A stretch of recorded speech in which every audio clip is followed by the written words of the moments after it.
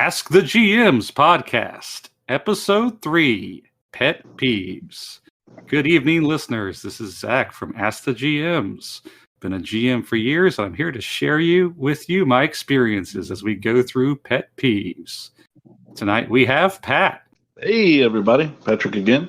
And we have some new guests joining us tonight. Would you like to introduce yourself there, Rob? Yeah, I'm Rob. Just for some backstory, don't have a huge background in RPGing, but these guys dragged me into it, kicking and screaming, and I'm enjoying it while I'm here. And Brian. Hey everybody, I'm Brian. I also am pretty new to RPGing. I don't kick and scream too much, but I enjoy having fun. No fun. And back from missing last week, Ian Harper. Hello, everyone. Ian Harper here. And apologies for missing the show last week. I did listen to it. It was great. I wouldn't have been able to add much to it being Warhammer. I think I've played that game once. Yeah, Ian Harper. I've been playing for years, since the early 90s. I'm a veteran gamer of D&D, Rifts, Palladian, World of Darkness, all types of systems. I've literally been playing for I can't even remember how long. Thank you, Ian. Tonight we'd like to call out Cape Fear Games. They're not our sponsor, and we'd love them to be our sponsor if they want to change their minds on that. I'm sure we'd all love to save some money there, and they're a great store and a great location. We've all spent hours playing there.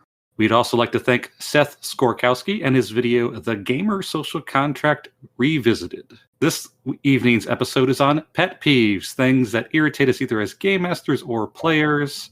And I think a big part of that topic is covering the gamer social contract and what that is. Ian, since you're a very civic-minded person, would you like to cover that topic in brief? To me, the gamer's social contract is just being a decent human being, trusting the people at the table to do the right thing, being moral, trustworthy.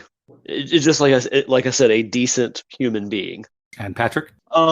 Yeah, it's just there, and we'll get into it more as we go on tonight, talking about table etiquette, getting out of the game what you put into it.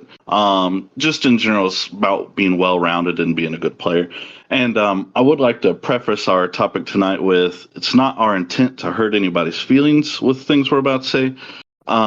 We don't intend to use any of our players' names this evening because that player's name is Greg. Everybody's Greg. Thank you, Rob. And if you're listening and the story is you, know that we still like you. We still care about you. And undoubtedly, some of these things we are guilty of ourselves. And, we're all just trying to strive to do better, to cultivate a better playing environment, and get more enjoyment for everybody. Yeah, Pat, I definitely want to second that, because I am not above any of this stuff. I've totally done a lot of the things that we're going to talk about. So yeah, I don't think any of us are above this, and we definitely don't mean any malicious intent. Yeah, I've definitely, because prior to us recording, we were talking about some of the stuff, and I was like, oh, yep, check that box. I did that. Yep. Oh, I've done that too. So. For sure.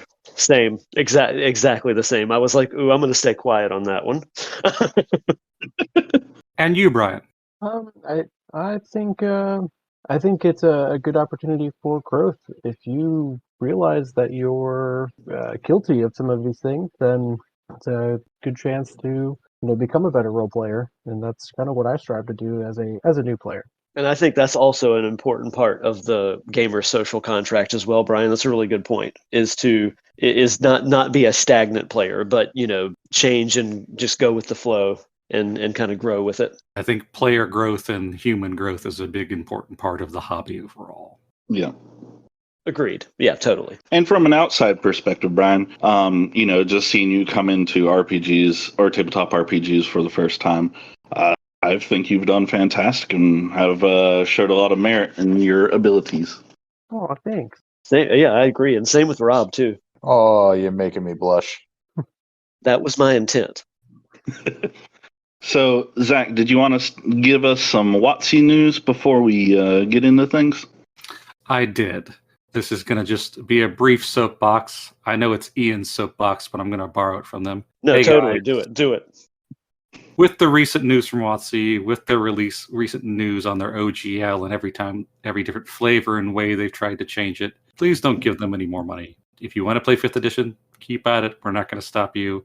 Just don't give them any more money. I want to second that, and just something to consider is I know everybody doesn't have this luxury, but I and a lot of my friends, we have a shared drive that has 3rd edition, 3.5, Pathfinder. We between everybody on this call and the network of players that we have, you can run any D&D game you want without giving Wizards of the Coast a dime. It's especially 3rd edition stuff. It's accessible, it's out there, and none of the proceeds will go to WotC. So I've actually got a question I'm interested to hear y'all's perspective on, if I could jump in on that subject for a second. Just as a little explainer, I'm just insane about movies. I'm all about it. Go to the movies weekly. It's my favorite thing. I came across a headline earlier today that was, ruminating on the subject of whether or not people should go see this new D&D movie that's coming out. What do y'all think about that? Do not go see that movie within the first 3 weeks. Yeah, that's a good point. That's I would echo that. That's probably what I would say is, wait, just wait to see it, because it's not going to be, you're not missing anything, but it might be worth seeing, but it's not worth seeing in the first month.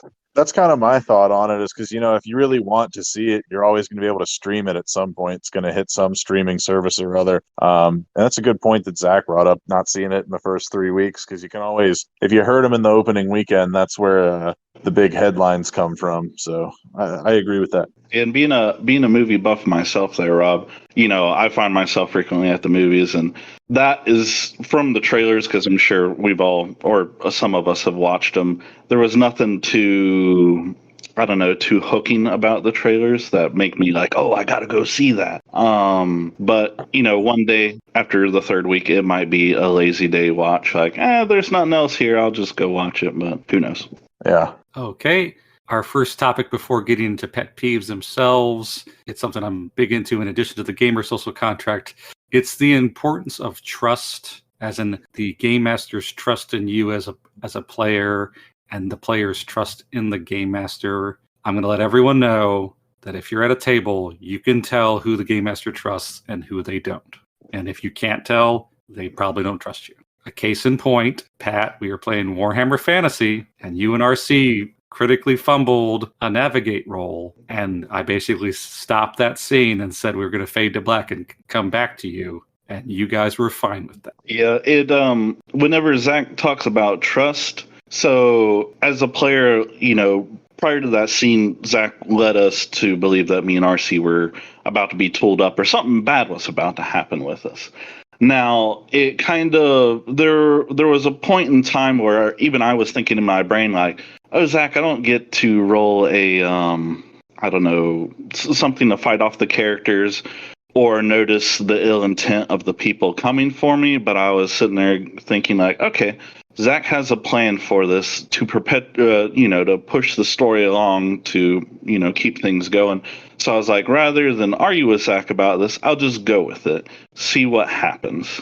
And, it kept the table flowing all right. And, he didn't say, oh, yeah, now you're dead. We had opportunities, so on and so forth. So just definitely, sometimes it's better just to go along with the flow.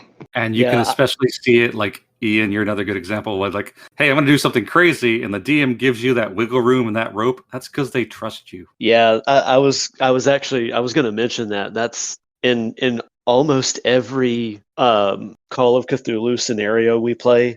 Zach and I have to get up from the table and have a private powwow, because I know something's about to happen. And again, I know it's because not only does he trust me with that, but like, he knows something good's going to happen from it. Something entertaining, at least. Those at the table know too. If Zach gets up and takes somebody aside for something, it's always going to be like, it might not happen immediately, but in the future, it's definitely going to be entertaining at the very least. And it requires a level of trust, for sure. Mm-hmm. So that was just my big little thing on that. Like, trust is important. neither party wants to damage the trust of the other. It's kind of in the social contract thing as well. And if you prove you can't be trusted as a player, you're not given cool roles. You're not given like little bonuses or cool scenes because you've proven you can't handle it. And it's kind of hard to get it back, kind of just like in real like social life. It's very difficult to repair. Okay, now we're going to get to the meat of the episode, pet peeves. I'm going to follow Pat's disclaimer. If we literally hated you, we would tell you to never come back to our game. And we're all guilty of some of these. And for some of us, this is just an exercise of getting stress out and just getting on the record, hey, maybe don't do some of these things. Or maybe be aware of them. Topic 1. Show up and or inform of change of plans promptly. Don't leave someone hanging on that. Zach, if you don't mind, I'd hop in on this one first. Punctuality. If you cannot commit to something, don't say that you can. Things come up in life, that's how life is. But communicate as much as possible and provide as much heads up as you can. And just another thing, it isn't incumbent upon the DM or the GM to check in with you. It is on you to check in with them because they have so many more things going on than the player is. So, it's not asking too much for you to be like, hey, has things changed? So on and so forth. Yeah, I'll agree with that. Just jumping in, like whether it's an RPG or anything, it's just about respecting the people that you have told you're going to do something. If you said you're going to do it, you should do it. And we all know life happens, and that's fine. But you don't just not show up. And make a best effort to be there on time, which I know is making y'all laugh coming from me. Pretty routinely late. That's my biggest thing I need to work on. But yeah, it's all about just respecting other people's time. I'm a little shocked to hear, Pat, you mentioned players expecting the GM to check in with them. I'm a little shocked to hear that that's an expectation. It has happened in the past. There has been a Greg or two that is, I don't understand that because I don't know, I'm not a psychiatrist. I can't understand that headspace. But that has been something that I think Zach and I have run into in the past. And like Rob said, it was a thing of respect. And, just in every level of all the game we play, communication's key. It'll make life better. Yeah, talking about expecting the GM to check in on you, the way I think about that is like it's kind of like work. If I just don't show up to work and then they're like, hey, why didn't you tell us you weren't coming? And then I said, oh, you guys never reached out to me. Like, what? Yeah, that doesn't even make sense. That's a great analogy. It's like we had a standing appointment. Why would we reach out to you? Yep. You got anything else to add to that, Zach? It just drives me up a wall. That's why it was my number 1 on the pet peeve list. There are definitely things far worse below it, but it just drives me up a wall because it can divert like weeks of planning. Yeah. And it is tough to wrangle a bunch of adults to get in together to play this game. I mean, that is the truth. I have noticed that starting. It was noticeable slightly in my 20s, but when I got into my 30s and as I progress forward, it's just getting more and more difficult. It definitely has to do with the stage of life that you're in, for sure. Yeah, that's probably the biggest killer of any tabletop. The biggest problem, I'd say. Brian, would you like to handle the next topic? Sure, I'd be happy to. I think the next one I would bring up is not paying attention. It's similar to showing up and being there or communicating properly. Because if you're not paying attention, you're taking away from everybody else's their experience. It's disrespectful to the entire group, and your people's time is valuable. So pay attention, regardless of if you're being called by your name or by your character's name. Don't be playing on your phone or playing your Switch or whatever. It's I think it's pretty common, unfortunately. So, Brian, I have a story about that, and I'm glad you brought that up. This happened in a group of mine. Well, this is going back a few years. But one of the players had a habit of, you said, you were talking about being on your phone. Greg had a habit of watching freaking Pornhub on his What? phone. Yeah, watching like videos on Pornhub while we're sitting there trying to play D&D. and it was just absolutely. I found it disrespectful and just gross to be quite honest with you. Now, But Ian, on that one, not that this makes it better, but were you right, all in private or public setting? I'm just curious. Like how we we play at a cafe. Were you in public? oh no, we were at someone's house for this one. Okay, Still, not again. Not still that pretty it's bad. at least it's not like a public place. And here's the kicker: is the host of the game it is married, is still married, and luckily we were playing in their garage because I don't know how Homeboy's wife would have reacted if she walked into the kitchen and somebody was watching, skin flicks on their phone while everybody else is playing D&D. I don't know how what kind of reaction that would have garnered. Ian, I have so many questions. Was the volume on? Usually not. And I'm going to say usually not. I use that word on purpose. Did they take like extended bathroom breaks, like in between? No, nothing like that. But Yeah, that's my definitely, question is why? What's the point? dude, I don't know, but it was incredibly annoying, and like I never wanted to sit next to the guy, and 9 times out of 10, I always ended up sitting next to him just because that's the way the cookie crumbles sometimes. But But Brian, when you were talking about that, that's the story that pops into my head. Yeah, guys, all my important character notes are on here. It's like I have so many questions that I never want answered, even with that statement. I feel like we could talk a whole episode about this guy. Afterwards, I got to know more facts. This is blowing my mind. The good news is I don't think anybody here knows them. Yeah, I want the 5-part Netflix miniseries on the history of that guy. Yeah, but I just wanted to add to the paying attention part that Brian was talking about, because this goes into table etiquette for me. Not only are you disrespecting the other players as far as taking up their time while you're getting your bearings on what it is your character is going to do whenever inevitably somebody's like, "Hey, what are you doing?" And you're like, "Huh? Oh, what's going on?" But also, you're missing out of the game that you came to play. You're going to miss cues to where you think your character could interject and add to the story. And you're also going to miss key story elements. So, I mean, if you're going to be distracted this whole time, what is the point in even being there? And another thing, a Greg story pertaining to this topic for me. I had a guy who seemed to not be able to sit down at the table. He had a hard problem with it.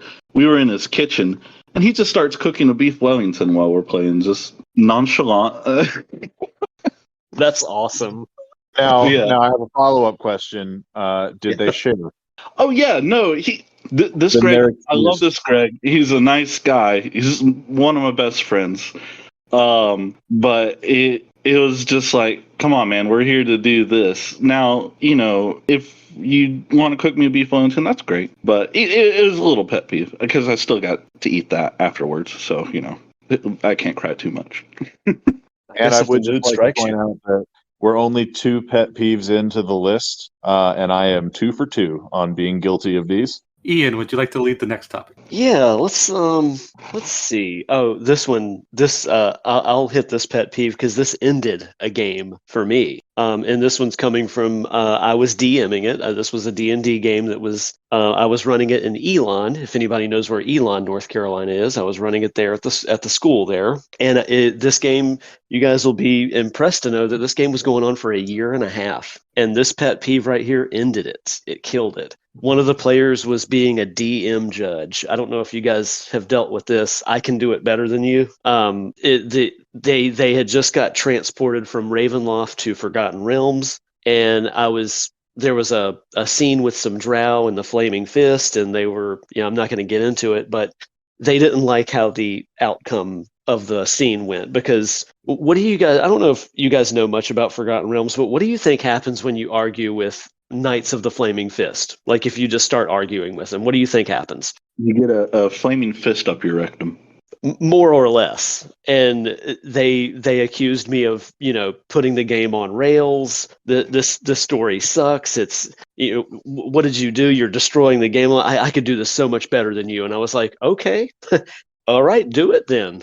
And we never played that game again. The disrespect. The DM judge. I called it that from then on. The DM judge. I thought you were going into the fact like where, say, oh, your creature has 10 more health than it's supposed to in the monster manual. You're not playing it right. I thought that's where you were going with it. Oh, so I call that the know-it-all. That's the person that's using out-of-game knowledge that they're not supposed to have because they memorized the monstrous manual or whatever. Mm-hmm. The power gamer. Yeah, exactly. That's a different pet peeve. But yeah, the know-it-all, the power gamer, totally got that one on here. Yeah. Now, Ian, I would equate with what happened there in terms of the DM judge. Like, "Hey, what do you think is going to happen?" It's like, okay, it's documented. It's documented in a religious work, but we'll play this out. Pharaoh didn't like God. We'll go to Exodus and see what happened right there. Right. And I thought, oh, you're right, Zach. That touches on arguing with the DM, right? We'll come back to it. But that would be my first pet peeve because that actually ended a game that we put a lot of work into as a troop. I won't just say I did. I'll say we, because there was a lot of character development in that one, and the whole troop was good right up there. Moving from Ravenloft to Forgotten Realms kind of is, I think, what did it. Pat, do you want to lead the next topic? Yeah, this one is kind of near and dear to me, and this is talking from a GM's standpoint. You get out what you put into the game. So, for example, if I'm asking you what your character is like, what's their story, and I'm met with a simple, they are a mercenary. Oh my goodness. That one irks me. So, talking more about that, in all likelihood, that character will not be memorable in a game of communal storytelling. That's what we're there to do. So, if you come out with Vanilla Joe, nobody's going to know him by the end. Because, isn't it great when you're after the game, hey, remember that one time we did this or one time we did that? I mean, I was talking to Rob prior to this game about his last character, Buddy, who was a mad scientist that kept on exploding with these flame pistols. And I was imagining his guy was like Wile E. Coyote. I blew up so many times. Oh, it was amazing. I had so much fun with it. And whenever I say add to your character's backstory, which makes more flavor for the character, brings them more to life, I'm not asking you to like put a novel of a background behind your character, just something for us to build off of, just so we know what you're like. And even recently with Call of Cthulhu game, we rolled all of our characteristic traits, and it ended up generating some fantastic characters because, I can understand having an artistic block or lacking an inspiration, but even something simple like rolling out your mannerisms can go leagues into bringing life to your characters. Now, Pat, I got to say you inspired me. In the next game we play, I'm going to play as a character named John Doe and just be aggressively average. I have made that character. I had made a John Smith in a Delta Green campaign for Zach. He was exemplary normal. That was the biggest trait of him. Oh yeah, middle of the road, whole way. Are you going to be a mercenary too? I don't know. I might have to Google like what the average job in whatever campaign is and do that. But Rob, you'll probably be so vanilla that it turns out to be great. Yeah, I just blend in with a beige wall until the end when I stab the villain in the back because they weren't paying attention. Now, Rob, do you want to lead the next topic? Yeah, I'll do one. So for my first pet peeve to contribute is my number one top of my list pet peeve, and that is, please, for the love of God, do something. So like I mentioned before, I don't have a huge background in RPGs. I suppose you might say that I play a bit more casually than other people. But I'm here to have fun and play a game, as we all are. And what I mean by do something is we all play together, obviously. So y'all have been there when we've been hung up on a discussion or a debate over something that is meaningless. And we're just spending a lot of time arguing about something that doesn't matter. Like, we start a chapter of a campaign and we can go to location A, B, or C. None of them are contingent upon the other. And we've spent literally 20 minutes debating the merits of these different locations, or maybe we show up at a warehouse and we're standing outside for some reason we've been talking for an hour and we haven't gone in. Please just do something. I know that y'all have all witnessed me. We've been sitting at a table and this type of discussion has gone on, and eventually you'll just hear me start counting backwards from 10. Usually Zach will look at me and just start laughing or chuckling because he knows that what I'm about to do. And if we hit 0, I'm Leroy Jenkinsing. And we're going in right through the front door, and we're all going to have to deal with it because we took too long trying to decide what we were going to do. Or what was that one, the D&D one shot we played where somebody got thrown down a hallway? Tomb of Horrors. That's Yeah. what I was gonna remind you of, is the time Oh. that you picked Greg up and threw him down the hall because he was being way too cautious. Yeah, we walk in, and it's like we've spent, I don't know, probably 30 real-life minutes examining every tile of the floor, taking one step forward at a time, and eventually I just picked Greg up. I happened to be playing a large character with a lot of strength, and they were a small character, and I just hurl them down the hallway. I'm like, we gotta move this on. So I got places I gotta be later. We need to pick up the pace. Now, Rob, in a different campaign, Patrick was in part of it, RC was in part of it, and we had a different Greg, and that was the resolution of the problem. Let's debate about this for the next 20 minutes. We're just going to throw you through a window. What? We're just throwing you through a window. Yep. Already done. Already happened. We just rolled And they're for like, it. oh, well, I'm going to roll to stop it. And they're like, all right, well, my strength is so high that it doesn't matter. You're going through the window. But even that, like, that's happened before, too, where I've tried to do something either, like, just to be funny or just for the laugh or to try to move things along. And someone, tries to stop it. And that's totally fine as well, because that's something happening. If you want to roll to stop what I'm doing to disrupt whatever's happening, that is great. Go for it. It's causing something to happen. Hey, Zach, sometimes you get thrown down a hallway or sometimes you get pulled into hell. Oh, man, I hate it when that happens.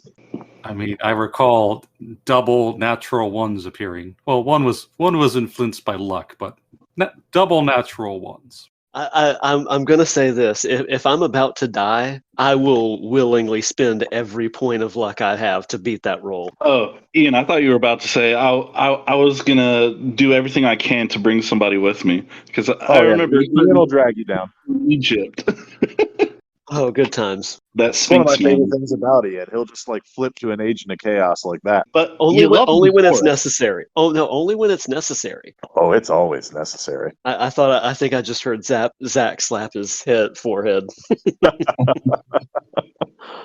Because even though, Ian, you sent me to a terrible place with just us being by proximity to one another, I couldn't hate you for it. I was like, you playful little scamp, damn you. I can't be mad at you.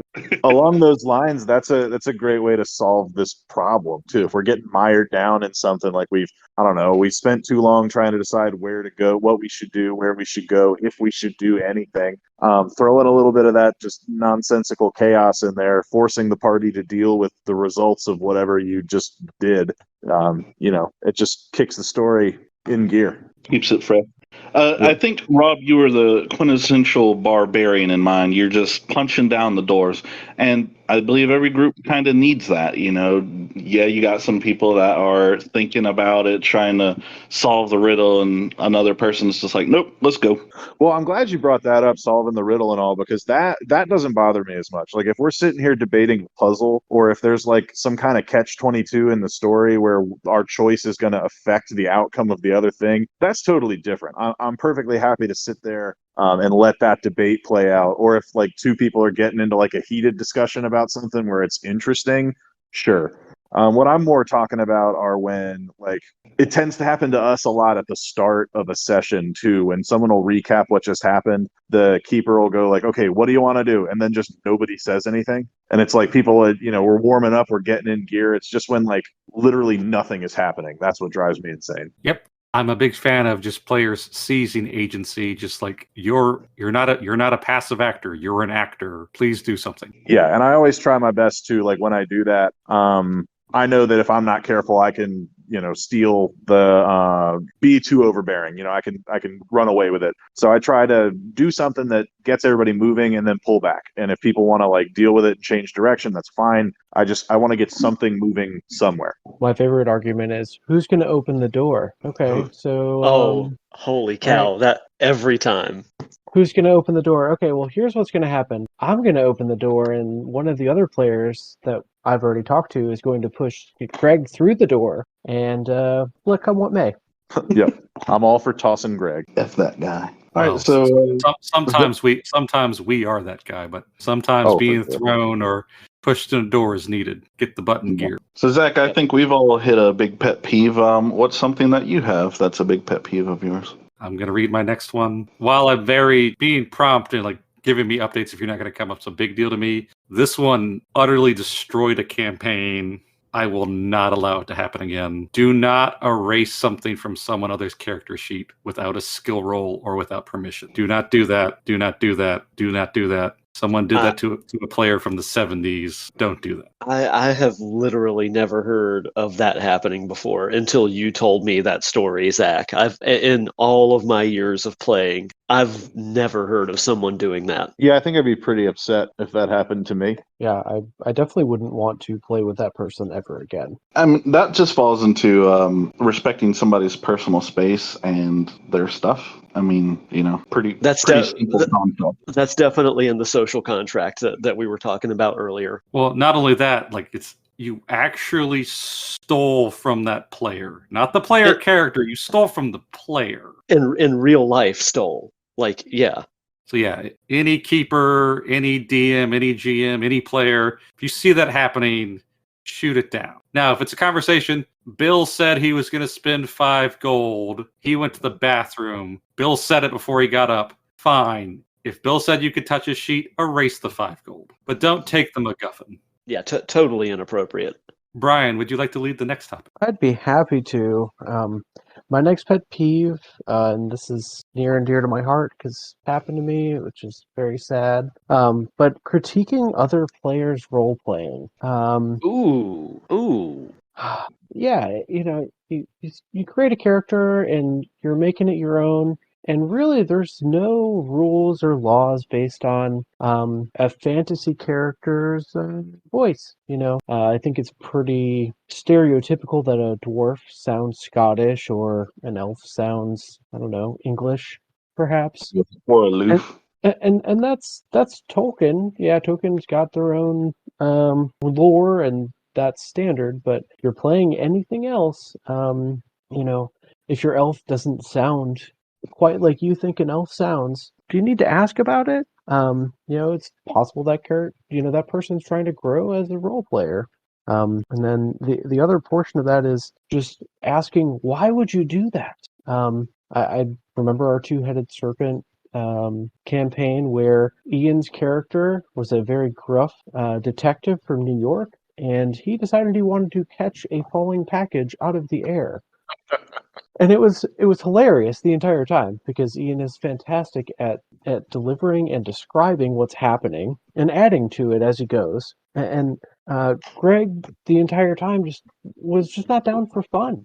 They could not enjoy the moment for what it was. And you would have thought I killed the guy's dog, man. You would have thought I rolled over the guy's dog with my car.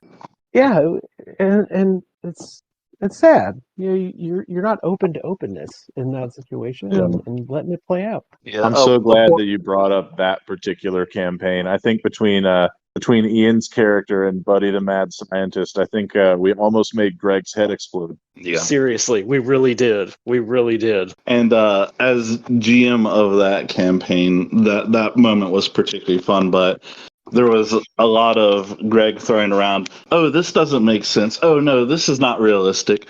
We are playing a pulp Cthulhu campaign that is just steeped in realism, right, fellas? Mm-hmm. Oh, yeah, very much so. It's so realistic that Rob's character created artificial fingers that were actually guns for me. That was hugely realistic. Yeah, out of like a ballpoint pen. It was straight great. Plus, as soon as I hear why would you do that, I double down. Like, you just push my jackass button and I'm gonna make it worse. That's right. You don't think I'll do that? Yeah, I'm doing it now. If I recall, we had another player read a 30-minute paragraph of exactly what pulp is. And how much it's based in realism. And another point to bring back to that if Brian, if we're talking about, Brian was trying to provide a voice for a character and another player was like, oh, that's not an Elven accent, so on and so forth. At least Brian is trying, and he, none of us here are actors. I surely have butchered many voices and many things. But the thing is that they're trying to enjoy their time and grow themselves as players. So you should never poo-poo on somebody for that. Just to I toss a quick story in about that one. This was the same Greg that we just talked about from the other campaign. Can't remember what the scenario was. I think it was a one shot or something. Zach, I think you might have been leading this one. The one where I played as an Italian man. Do you remember that? Italian man. Yeah, it was it was a short time. That's why I think it was only a one shot. But I decided I was going to play as an Italian named Giuseppe Linguini. And every time I spoke in Italian, I just said words from a Wikipedia list of all the different types of pasta. You were a mind flayer. I was a mind player. Yeah, I was a mind player named Giuseppe Linguini. And it was I think I almost gave Greg a heart attack. And I loved every minute of it. Was Greg there? Or I'm thinking this was a D&D game and I was the cockroach man? It was. I honestly don't remember. I just remember reading lots of different names of pasta.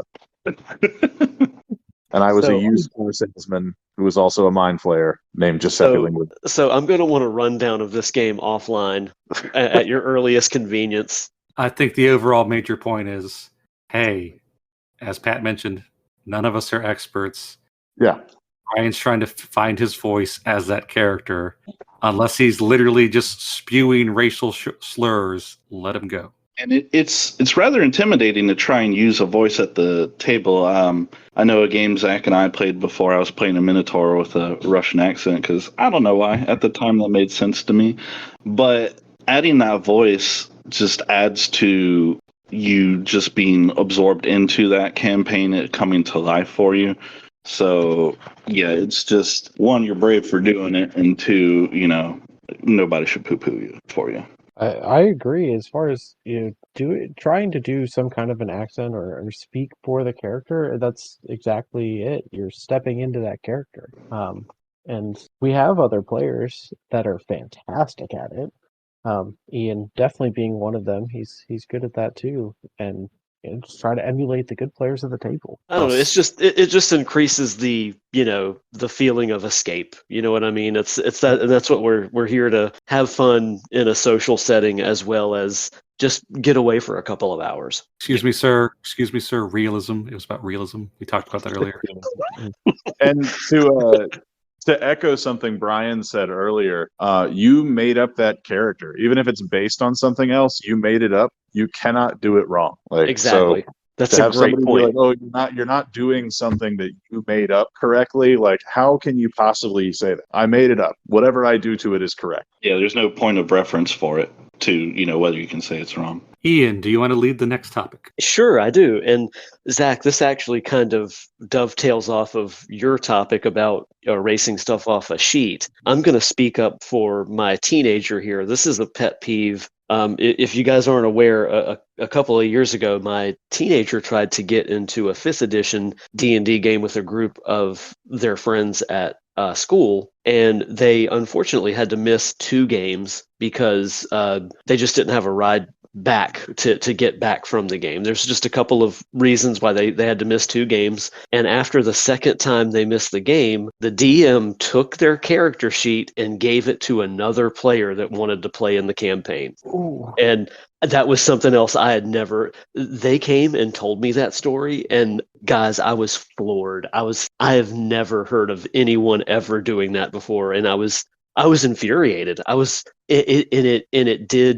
They're not as interested in playing anymore. It did permanent damage to their interest in RPGs. Yeah, that's not cool. I mean, I've definitely had scenarios where I knew, like, maybe something came up and I couldn't show up, and I knew that something important in the story was happening. So I know that at least one time I gave Ian power of attorney over my character. because I knew that I was involved in some kind of interaction. But Yeah, like, I think you and I both voice do that a them, lot. they do that. Like, Yeah. just to have somebody take it from you is like, I'd be like, yeah, I'm done. They can keep it. I don't want to play with y'all anymore. Like, if that happened. Yeah, and the concept of giving another player power of attorney, I think that's something that's, totally legit. But yeah, I just thought this was completely uncalled for, total violation of the social contract we were just talking about. I don't know if you guys have had a situation like that before. I have not, but it sounds like it was developmental trauma. If they don't want to go back and play anymore, that sounds like a detriment. Yeah, it was huge. I mean, to me, that's just another form of theft. Yeah, exactly. That's why when you told the story about erasing from the character sheet, that just popped right into my head immediately. Now, Pat, do you want to lead the next topic? So this one I would say is my cardinal sin. GM hogging, something I'm definitely guilty of, and I strive to get better at. It's really important to give the other players at the table time to shine, and oftentimes you'll be surprised how awesome it is to sit back and watch how crafty or clever the other players can be, or go different avenues or different angles that you wouldn't think of at first. And I don't know how you can improve upon it. I think maybe I have a problem with there being silent moments, or maybe like Rob was talking about, just, hey, let's go ahead and progress the story. So oftentimes I'll find myself jumping in there and be like, all right, let's do this. And then all of a sudden, you're dictating a lot of the group and hogging the GM quite a bit, and turns into a you show and not the party show. So on that, because I don't get to play very often, I feel that I do that too, because I'm like, oh, I get to play, I never get to play. So I always limit myself of like, I'm going to do 3 things in my current scene and pass the buck, unless it like has to come back to me. Yeah. Yeah, this is something I'm definitely guilty of, and I know that. It's I don't know. You kind of just get lost in the moment. I think if I'm going to offer any kind of defense, it's I think that you just kind of get lost in the moment, and whenever I do it, I know I don't mean any disrespect to anybody else. Like I say, you kind of just get caught up in the experience. And it might be a thing that a lot of GMs, face with, like Zach said, he doesn't get too much playtime. So whenever he does get it, he's want to, hey, I want to do all these things. So it might be a GM curse. Who knows? And I totally respect that, actually. If you don't get to PC that often, yeah, rack up some mileage, man. No, I mean, that all makes a lot of sense. If you spend your time herding cats and making sure everybody is focused on the storyline, when you do get to play, it makes sense that you want to play. So I can kind of see. I guess I don't see anybody of the group here doing that, but I also know that you're more experienced than me, so I enjoy just watching you because it gives me something to learn from as a new player. Yeah, and along those lines, touching back on some things I said in the do something pet peeve, like if you're hogging the show but you're being entertaining, that kind of gets a pass with me, because again, like, that's what I'm here for, is to be entertained and have a good time. So especially with everyone here in this room, like, if you guys go off, if you have some story arc that you want to do and you just go with it, I'm along for the ride, because it's going to be, entertaining and worth being there for. Yeah, absolutely. So, Ian, never feel like you're hogging the GM around me, because I just love watching all the zany crap you get into. So feel free, sir.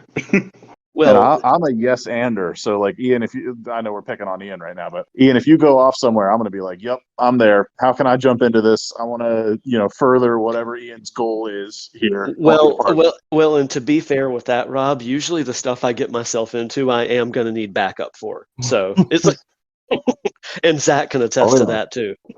Had to waste some good dynamite to get us out of that, sir. It was worth it, though. Well, in some ways, especially in our mass campaign, Ian was our, if anyone's familiar with Warhammer 40K are distraction carnifex. You know, he would go cause chaos somewhere, and it would get the rest of the party an opportunity to go do something. So we definitely banked off of it. And as I said, you know, it's all right to sit back and watch, you know, other people flourish and how you can learn from them. You know, whenever Ian wasn't there and we were in our Egypt chapter of Mask, we needed that distraction carnifex. You know, we needed that person to cause trouble so somebody could go do something.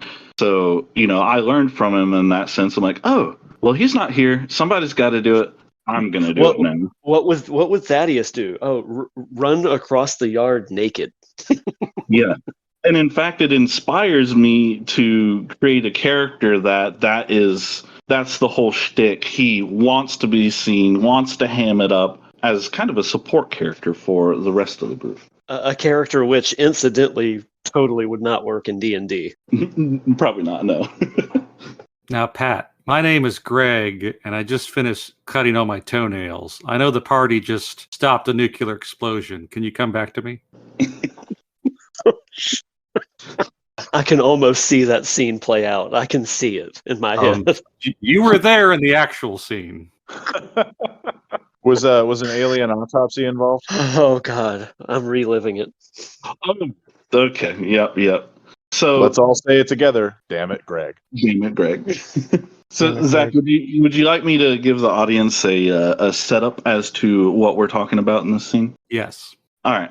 So the setup is we're in Two-Headed Serpent, and Greg decides to dissect. Excuse me, sir. Pulp Cthulhu, Two-Headed Serpent. Pulp Cthulhu, Two-Headed Serpent, which is hyper-realistic, mind you. So there we were. Greg decided to dissect a snake person's brain, again, super realistic, to see if he can learn something. Now, you know, this makes sense, but he ends up finding nothing to be in the snake person's brain. I tell him, you know, this is what you would surmise to be a humanoid snake person's brain. Then he pulls out some venom glands, and that's that. Or so I think. Then we carry on with the rest of the party, literally the entire rest of the party, venturing out into the woods where some mystery machine has crashed, and they're investigating it and pulling it out. And mid the rest of the party, you know, progressing the story, Greg shouts out to me, you know, they demand to finish what it is that they are doing.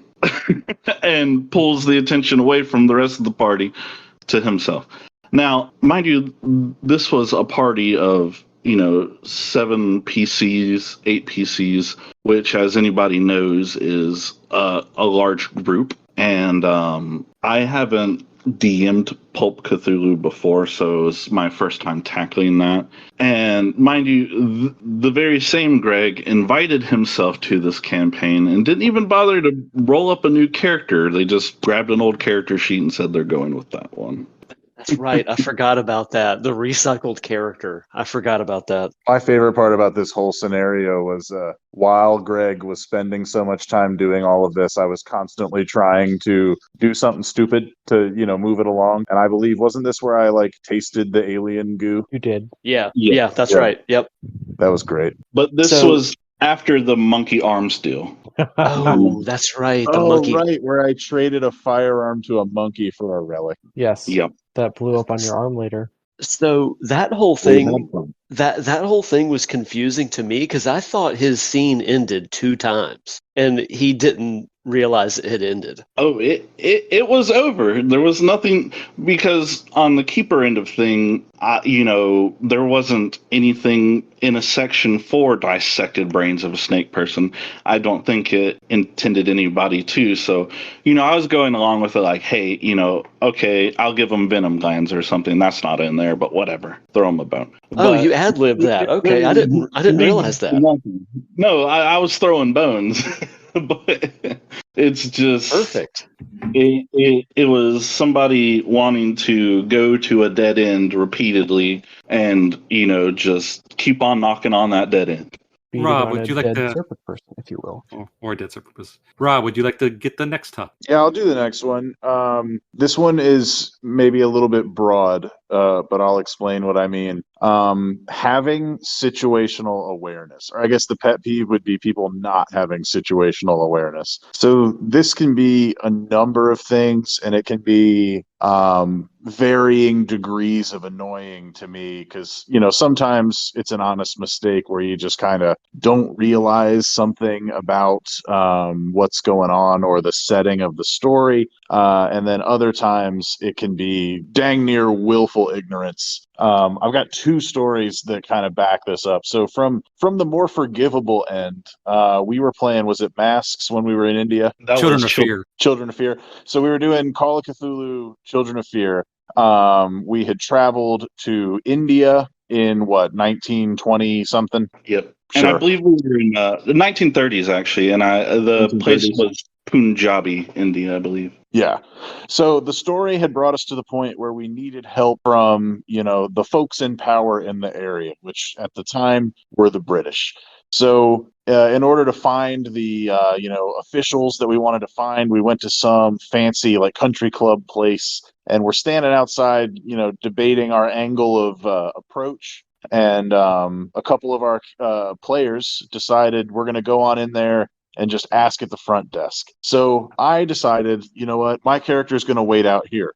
And they're like, oh, you don't want to come in? And I was like, no, certainly don't. And they were like, okay. So they walked in, very shortly thereafter, they came right back out, having been stonewalled at the front desk. And they were like, why wouldn't this guy talk to us? They wouldn't do anything. And I'm like, well, it's because it's 1930s India controlled by the British. And that character is a woman and that character is an Arab man. So, of course, they're not going to let you in. They're not going to talk to you. They're not going to give you anything. My character was a famous white man. So I then walked in, having not been associated with those other folks, and they fell all over themselves to give me what I wanted. So that's, in my mind, super forgivable because it might not be at the forefront of your mind that like, oh, I'm going to have to role play racism, but like, Yeah, be aware of it the was not my situation. fault that night, Rob, because that was definitely me, and I'm not the best in certain areas of history, and it was kind of an eye opener. I was like, oh wait, I'm playing an Arab man, which was like the first time I've ever done that, and it's like, oh, I can't go into this white establishment, son of a bitch. And Yeah, but also, yeah. Rob mentioned racism. It was not very I could have played that far worse than I did. It was more like, no, you're just not allowed in. Oh, for sure, for sure. But also, again, that's on the more on the forgivable end because that's something easy to forget. And also, it made for a funny moment in the story. So, like, I whenever we're playing, I always kind of see it in my head as a movie, or imagine how it would be if it was a movie or TV show or something. And I'm like, I can just see that comedic beat of they walk in there, one guy stands behind because he knows what's about to happen, and they come out. It was funny. But some other things that'll happen sometimes are when like the keeper is just falling all over themselves trying to point you in a direction or hand you something important to the story, and you are just not having it. The example for this one, Zach, you'll have to remind me, what was the name of the campaign with the story I'm about to tell, where I played as Frank and there was the man in the rocking chair? So it wasn't a whole campaign. It was a scenario. It's called Blackwater Creek. Blackwater Creek. Okay. So early on in this scenario, we show up to the general area of the story and we go to this tiny little town. I hesitate to even call it a town. It was basically a crossroads with a few buildings. So, we're walking through town. I think we've already been to one building. We leave a building and we're, trying to progress with the story. Zach's being the keeper. And he's like, yeah, you're walking through town. There's a few ramshackle buildings, glossing over everything, just giving some like light, surroundings so we know where we are. And then he goes into deep detail about this one old man sitting in a rocking chair. He did everything but tell us what color shirt the guy was wearing. So I'm sitting there going, all right, we need to go talk to that guy. And everybody else says, no, it's okay. We're going to move on. We're going to leave town. And I'm like, no. We're supposed to talk to that guy. And it went back and forth a few times where they're like, I don't think so. I don't think that's important. And finally, I just had to say, I was like, if this was a video game and we had visuals, this person would have a ray of heavenly sunlight beaming down on them. The little click X to talk to this person thing would be floating above their head. He's telegraphing that we need to go talk to this person. So I always describe it as like the difference between a photograph and a painting. you got to be aware that, like, in something like a photograph, there might be things in the background that you didn't intend to be there. But if a DM is describing a situation to you, it's not a photograph, it's a painting. The only things that are there are things that they put there. So everything that's there is there for a reason. And it just really bothers me when people don't pick up on that, and they'll let something go when it's obviously there for you to notice. It gets a little frustrating to me. I agree with that. It's similar to pay attention. Like Yeah. if there's detail being put into something it may seem obscure, or like, oh, it's a man in a rocking chair, or it's a kid by the well. Well, why are you saying that? That just is just just there for no reason. Nope, it's there for a reason, and it's intuitive of you to know that. Yeah, or kind of wrapped up in that same thing. The best way I can describe this is like acting like you've experienced Western storytelling before. I know I watch way too many movies and too many TV shows, so I'll pick out patterns of story, relatively easily. But it always drives me nuts if we're walking as a party down the street and the DM's describing, shady figures like backing around corners, and I'm like, okay, we're about to get ambushed. We need to be ready for that. And the party will be like, no, we're fine. And I'm like, no, we're very obviously like, all these things that we've seen mean that this is about to happen. And people will say, why do you think that? And I'm like, because of every story ever, Because everything I've ever read, a movie I Right. saw last night, in fact. Right. There's only 8 stories, and we're in one of them. So that's why. Very good, Rob. That was very succinct. I'm going to do 2 topics really fast, just because one's been mentioned before. Do not fight, argue, or cajole with the GM. Politely debate and move on. You gain nothing from fighting God. In fact, you piss God off. Yes, you do. That's the only outcome to that situation. A similar topic, and all of you have seen me do the pantomime of this. You must keep tempo with your fellow players. Imagine all the players are passing a volleyball around. You need to keep tempo with them. This one kind of goes back to do something. This one's for sure. This one's do something and do it now. Well, not only that, also pay attention. So if the ball's getting passed to you, you got to be ready. Your hand has to be up. You don't want to give up the point. I mean, Greg, hey, Greg, it's your turn. Yeah, Pat is literally reenacting something that happened in our most recent game. Greg, huh? Greg. Wow, I'm just. It's creating anxiety. Sorry. Damn it, Greg. Are you guys talking to me? It's like, we're all looking at you, saying your character's name. Ian, do you want to take the next topic? Yeah, absolutely. This one is something that I don't like as a player or a game master. This one's kind of a twofer. And this is other people taking my turn for me and telling me what I should and should not do. I don't know. It's if I need help, I'll ask. It's not to be rude, but it's just if I'm not responding right away, I might need to put my thought together or something. But I'm not down for people taking their turn for me, or when I'm running the game, I don't like to see it happen either to other people. The goal in that, and some people call those people armchair generals, is just give advice. If that person's going to make a mistake, they can live with it. Yeah, absolutely. I agree with this one. I just don't like being rushed, like whether it's a RPG or anything else. I react a bit negatively to feeling like I'm being rushed. Now, sometimes, like we've talked about with do something and all that, sometimes you need to be rushed, but there's a right way. Yeah, I appreciate gentle guidance as far as maybe you shouldn't do that because, there's a level 8 person to do that, that's going to inflict their will and you're level 1. And I appreciate that, but I don't tell me what to do. You're not my supervisor. Also, Brian, in that same indicator, it's kind of like either reading tempo, and it's not the same topic, but it's very similar. If the DM says, "Are you sure, or do you want to go in with that, or are you okay with that?" Be aware that the landmine has been seen. Mm-hmm. I agree. That's a classic statement. Sometimes it's fun to poke the bear. Agreed with that too. So my favorite thing that Zach says is, "I will allow you to do that." I will allow you to do so. Or another one is, you don't have to, but it's your election to do so. Yeah. And you're like, oh, okay. I always know something good's coming when Zach says, "That is your election to do so." Yeah, exactly. me internally. It's like, what kind of fireball is this going to be? It's like, oh, that's up. Okay. Brian, would you like to lead the next topic?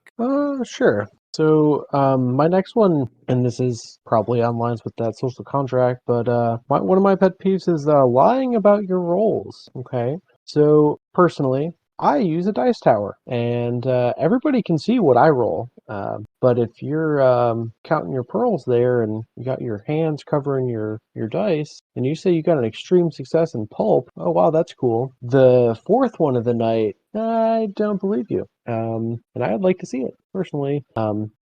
For one, honesty is a great policy, and I am a what you would refer to as a radical honest person. So you're going to hear my opinion regardless of if you want to or not. And then the next portion is failed rolls can be a hell of a lot of fun. And I'll point to Ian's character during the last Delta Green game we played. That was your character went insane very quickly. And that was hilarious and a lot of fun to be around. And it's because you failed a lot of rolls. So yeah, for me, the roles, even seemingly small ones, are going to change the story. Mhm. So if you succeeded versus failing might actually garner a better result in my mind. Yeah, it gives you it gives you an opportunity to, RP something that you might not have expected to RP, and in general, go a different direction. And it definitely gives the keeper fuel for stuff later. Yes. Yeah, I'm glad you brought this one up. This is another one that it gets me not even necessarily within the specifics of role playing or like a role playing game. It's just I ain't a liar. Don't be a liar. You're not fun to be around if you're going to be a liar. Yeah. And we know for sure Rob doesn't do it because his flame pistol blew up on him 3 times. So Oh Yeah, yeah, I was the gonna say, back to that reference of me exploding so many times. yes. the punching fireball bracelet thing where you punch and it Mhm. shoots out fireballs. Yeah, and he just rolled 100, just so happened like 3 times. Didn't Or I was it- it exploded and then I got a new one and then immediately tried to use it and it immediately exploded again? Correct. Yeah. Did. Yeah. Yeah. That's exactly what happened. Which And- goes to show how, like Ian said, a bad roll it added to the story. It made it more dynamic. It made it more fun. Should never have traded my perfectly good pistol to that monkey for that exploding bracelet. It's a slippery slope, man. We'll chalk that one up too. Sounded like a good idea at the time. Yeah. And Yeah, I know Pat doesn't cheat because I used to play 40K against him, and I've seen him melt his own dudes. Yeah. That's great. And I bring really dumb big dice that are very visible. and don't use dice trays. Just throw it right in the middle of the table. Because why not? And everyone here knows I don't cheat because you've seen my shit rolls. Yeah. Which 90 are you going to roll this time? Yeah. Great when he's a Also- GM and he runs enemies. Yeah. That's when he Also, rolls hot, though. what's the point? What's the point of cheating your dice roll? Because, we're playing a game, but it's not like you're going to beat us. We're all playing together. So, what are you trying to accomplish by cheating? By Yeah. being the best. I need to win everything. It's like, okay, that's not really a fun story. Hey, it's the story of the guy that won everything. Okay, Jeff Bezos, see you later. Yeah, everything went your way and nothing bad happened. That's boring. And unrealistic. Not that these games are realistic, but No, Come on, they are but they're grounded in reality, just like Superman. And the shadow. And again, they make for great moments. Remember that one cultist, Zach, when we were all French knights and he was just jacking up dudes in full plate armor with just his little knife? Oh, John Wick and his brother that also knifed one of you down. They went the distance. Again, I'm a guy- it made a memorable story. I'm a guy in a gherkin. Well, I'm a full Frankish knight. Guess I'm gonna gut you. What? Now, Brian, I had the same topic on my list. It's a little different as a game master because I have it as don't make me make all the players roll in a dice tower because sometimes you have to be more broad or more polite about it because you can only call it out so many times. yeah. No, I agree. I don't think any of y'all do it. I trust y'all. It's a trust thing. I've seen it happen, and I know other players have seen it happen, and I know RC and I both have locked eyes, and I've seen RC just say, mouth BS to me because Greg's across the table, so it's unnecessary. Zach and I have had discussions on this Greg before.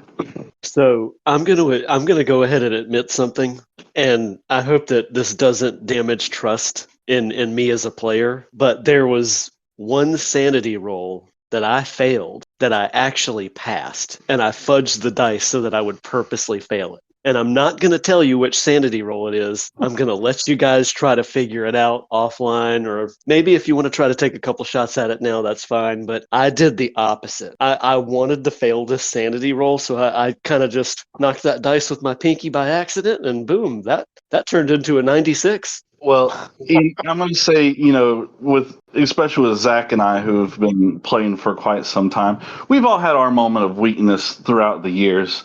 But as long as it's not like a regular 7 times every session, so on and so forth, that's when it's a major problem. Because Zach, can you think of times you've flubbed a roll? I have definitely intentionally adjusted dice to not hurt people. Also, Ian, Ian, definitely on the GM side.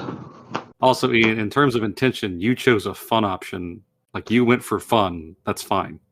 Yeah, the occasional flub in service to the story, I'm all right with. See, that's why I did it, because I was like, okay, if I pass this roll, that's great. But if I fail it, dude, it's going to add so much spice to the story. And it's not just going to be me. Everybody's going to feel the effects of this. Rob, would you like to go for the next topic? Yeah, I'm getting a little lower on my list, so these are ones that are a little less. I get a little less heated about. So this one I haven't seen too much, but it has come up in a prominent campaign that a few of us played together. Edgelording. So I'm sure everyone knows what edgelording is, but just to define what it means to me is going above and beyond to be contrarian or overly edgy for its own sake. I got a story for this one too. I'm trying to decide. It was one particular campaign where one Greg did it an awful lot, and I'm trying to think of the best. It's definitely the diplomat. Yeah, so we're back to India. Same campaign, actually. We decided at this point in the story we needed to get into Nepal, I think. And the only way we were going to do that is with help from a British diplomat. So, we go and try to find him. And again, in this campaign, my character was a rich, famous, like Frank Sinatra-esque lounge singer type guy. So we kind of pulled the fame strings to get a meeting with this person. And we go in, the whole party goes in to talk to this fella. And we're opening up, asking them for help. What makes this awesome is they immediately make clear. So Zach, as the keeper, immediately makes clear that we are going to get what we want. Like we're given what we asked for almost right off the bat. And then this person has to pick a fight. And I think Zach, I'm gonna let you take it from here because there's some details that I always mess up about like why he started this. So they're in the consulate's office, and he's writing the entry into Tibet for all the party members. There's a little like makeup screen, the little standing screens that like the English love, where it's just like to divide a wall that doesn't exist. And there's a guy hiding behind there. And our Greg like starts calling him out on it. Like, it's like, hey, there's a guy like hiding behind that screen. It's like, and the consulate didn't care because the consulate knew he was there, and he kept on pushing it like it was a big deal. So the consulate just like picked up his little hand, and like all the players saw him like reaching toward a little bell. And Rob or Pat, you definitely called our Greg out on that conversation before. Oh yeah, several of us were like, "Dude, stop! We're being handed what we want. Like, please stop." Didn't we? And I'm really fuzzy on this too. Did we not end up in prison because of this? Y'all did. I left. Yes, we did. Not your rich fancy pantsness. That was smart enough to. They got arrested. Don skated out of there on his white rich guy privilege. Well, because this Greg Ian, he was threatening a consulate. So I mean, no reason. That goes back to the situational awareness thing too. Well, not only threatening him, he's threatening him in their embassy. Like he's in the consulate's office. And then he tried to fight like 5 beef eaters at once or something when they came to arrest him. Yeah, he's like, I got this. Like, no, man. No, you don't. But all through that campaign, this Greg was doing it. Now, again, like I said earlier, if you want to make up a character, that's great. I'm all for doing whatever you want. But you need to strike a balance between that and the situational awareness. So he wanted to be like secret agent man from the CIA and all that, but he also, for some reason, was a follower of the old gods and stuff, and like worshipped Thor. And I'm like, whatever, okay, cool, whatever you want to do, but just know that this is like, early 1930s American CIA. No, you're not. That's not happening. Like, picking a fight with church ladies because they said they were Christian missionaries, and he's like, well, like trying to fight old ladies in a inn. Like, you need to stop. I believe when we were in said prison cell in that place, he was just shadow boxing just in his prison cell while we're just sitting there groaning like, why are we here? Yeah, it's just like, dude, you're making me tired. Give it a rest. You're making me tired. I love that. I also recall said Greg being like, hey, we need to interrogate this guy for information. Okay, I'm going to cut his carotid artery. I'm like, okay, I guess you didn't want very much information because he's dying. Yeah, like just straight up murdered a guy. Like, not 6 steps from the door of the cult hideout that he just walked out of. Yeah. And then just wanted to like leave him there. And I'm like, no, we kind of have to like hide the body now. Rob, this was the same campaign, same individuals we're talking about. It was very early. We were in China, I think Siam. And the alley thing. Yes, tell the story. Somebody's like, I want to find the black market. All right, you find some shady dudes in the alley, and then of course, shady dudes, con guy that's asking them, and then gets in a fight, kills one of the shady guys, I believe. All the guards in town, and our characters had just met each other, and Edgelord Greg, he puts I think it was a officer or somebody in a headlock in the middle of a crowd.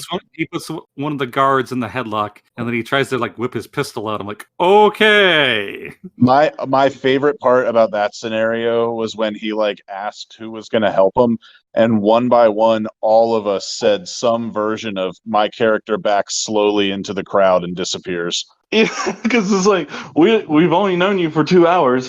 Why are you looking at us to save you from doing crazy, dumb things? And yeah. I remember Rob going like, yeah, I'm melting into the crowd, and we're all like, yeah, we are too. We aren't risking our reputation in this town on this chump. And it wasn't like we got jumped by the story or something and then left him high and dry. He created these situations, and in all of them, we told him, we're like, hey, this is not going to go well, and we are not going to back you up. Like, why are you doing this? And he just forged ahead. And so we're like, all right, I'm out. I'm leaving. Dude, you guys, I just got finished with a 5-minute laughing fit. This Children of Fear campaign sounds amazing, and I wish I could have been a part of it. It made me laugh too because it was text-based. We were playing over Discord, so just like the timing was hilarious of all of this stuff. We'd be like, hey, you probably shouldn't do that. And then there'd just be a pause, and then a note would pop up that says like, I stabbed him in the face. And I'm like, good God damn it, Greg. Oh, yeah, Ian, I don't know if, Zach, I don't know if you can answer this for Ian, but is it still able to be read? Oh, yeah, it is. It super is. So, Ian, you might be able to go read it. I think I had one of my favorite character arcs happen in that game. I think you know them. It exists in text. I love it. No, Lindsay had a fantastic character. Oh yeah. Yep, Pat, I really liked your character, the trader guy. Yeah, he was based off of basically The Mummy Returns, the Arab guy with that tribe. Yeah, I think that was your avatar too, right? A picture of that guy. That was my avatar at the time. Yeah. And he was basically a Silk Road merchant, so he knew a bunch of languages and stuff like that. And he was essentially y'all's guide for at least the beginning part till we met up with the priest. Yeah, honestly, I think that's my favorite RPG campaign that I've been a part of. Was that I'm a little bummed that I don't think we ever actually finished that one. Soon after the Nepal situation, we kind of trailed off. Yeah, but yeah, I definitely. I think Lindsay's character, my character, and your own character were pretty much like the star trio in that, and they really shone well. Yeah, I can say as the person who ran that they are up there with my favorite characters of all time. Yep, that was the first campaign where Zach gave me sanity points for a zippy one-liner. Loved it. Yeah, that's cool. That's great. I love that. All right. Thank you for joining us for Ask the GMs. Part 2 of Pet Peeves will start shortly.